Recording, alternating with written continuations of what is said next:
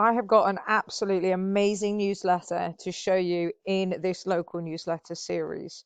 We're going to be breaking down the Frederick Buzz.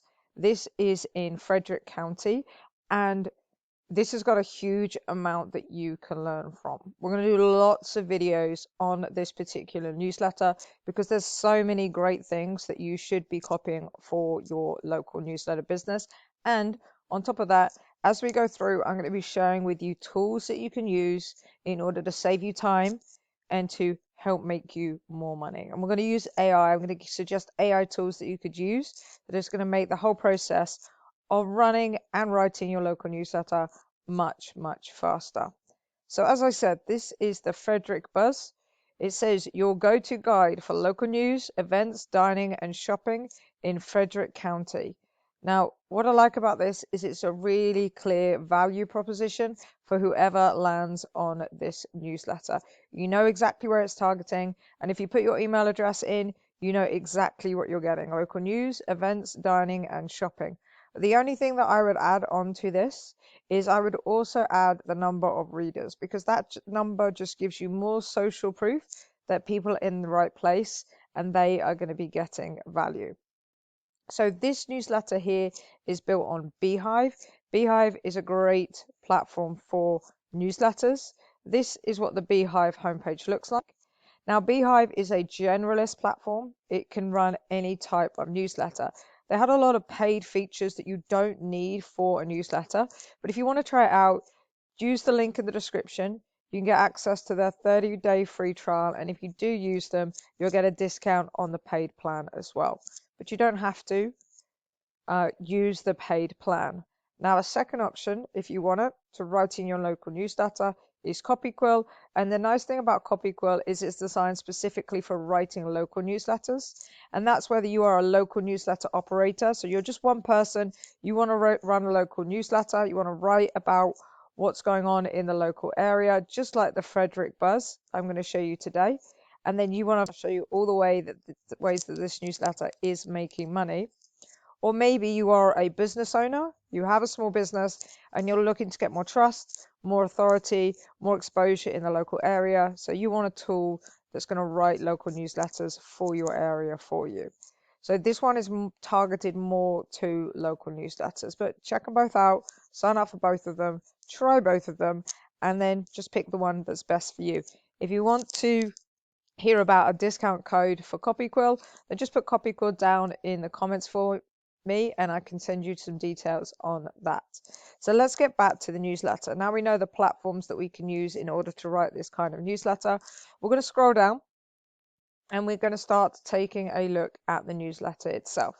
So what you can see here is we've got each of the weekly editions of the newsletter. So we can tell by the dates here, 4th, 1st, 18th, that this newsletter writes weekly. And if I scroll all the way down to this page, we can see that they have been going for quite a while. So if we go all the way back to the beginning, then we can see that this newsletter started around about November 27th to 2024. So they've done a huge amount I'm going to show you in this video series in a short amount of time. Now, they've got a great website and social media, and I'll show you all that and break it down and tell you how you can copy this with AI tools, so it's not going to take you as much time to build, and how you can do it in a way that's you're going to grow fast and you're going to make money. So they might have already had some of that set up before they started the newsletter. But you can see when they're writing a newsletter, we have the thumbnail here, which is the image that goes with each edition. Now, if you look at our previous series that we've done on breaking down different local newsletters, some local newsletters like to just go for a generic thumbnail, and all they'll do maybe is change the date. Others, like, this doesn't really matter too much, just go with what feels natural to you and the kind of local newsletter that you want to create. We can see we've got the author's name, Pam, here, the Pam that is writing this, and then each time we have got a title for each particular newsletter. So this is what people are going to see in their inbox as the subject line to the newsletter. I love the fact that they're starting everyone with an emoji. That's what we recommend to clients and students that they should be doing. Then we've got basically the value proposition of that newsletter. And the idea is it entices people to open up. That keeps our open rates nice and high, which is going to be important for advertisers, and reading what is inside the newsletter. So we've got 5 events. So people are like, okay, 5 events I should be going to. 1 cozy recipe, which kind of fits with the changing of the seasons, and a few surprises inside. Here we've got from crab pizza to kayak wine. It's all happening in Frederick. And you're like, kayak wine? What is that?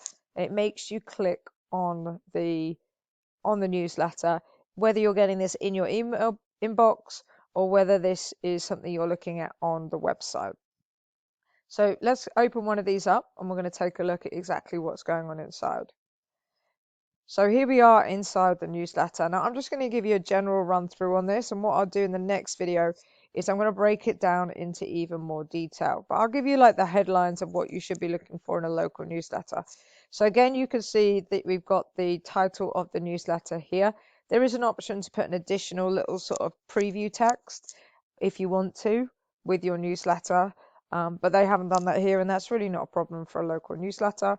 We've then got the title, which I would imagine is always the same. I would just imagine that they're changing this every single time and just changing the date is the only bit they're changing. The rest of it is staying the same. Then we've got sort of, again, the value proposition of the newsletter, what's in it, why people should be reading. And then we get into the actual newsletter itself. So we've got the top 5 events at the top. Now this is a really interesting way of doing it. We've got the links to get through to the event. Quite a few of these are coming off Facebook. And we actually have a tool that will allow you to scrape all of the events off Facebook. This is how we can get some of the events that we use in our local newsletters, how we can write them in like 5 minutes and put them into a newsletter. So if you want to know more about that, just go in the comments and put scrape, and if I get enough interest I can send you some details or I'll make a video about it. But then we've got the day, the date, the time, and the location. Now this is quite nice because it doesn't give you everything, because what we want in a local newsletter is we want clicking our links. So we've got the enough information here to entice people. I normally recommend that people put a little bit of what's going on to tease people even more, so short sentence afterwards. And I personally as well would probably throw in another emoji on all of these to break them up. So for example, you could have a calendar emoji before the date and then sort of a location pin emoji before the location. But generally, really nice way to start the newsletter. The other thing I tend to say is put events and live music at the end of the newsletter, because that's the most popular section, which means a lot of people will come into this newsletter, get to this point here, and then they won't read any further because they've got the information that they want. So we've got the recipe that was mentioned before. We've then got this ad here. We've then got another ad. We're going to break all of these down in the next video.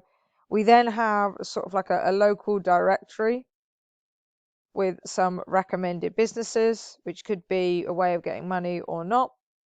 We've got homes, which is quite a popular way of getting interest. People do quite like having homes in the newsletter. And you could link out to a realtor if you wanted to.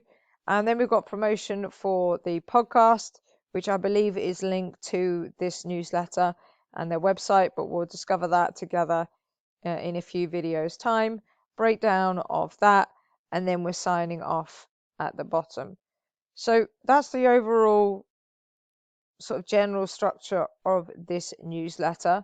I'm going to break it down, as I said, in more detail, give you all the details of exactly what's going on, how I think they are making their money or could make their money from this particular edition of their newsletter, so that you can decide which bits you want to copy, which bits you want to adapt, and I'll also tell you more on how you could be writing this in 5 minutes with AI. We'll see you in the next one.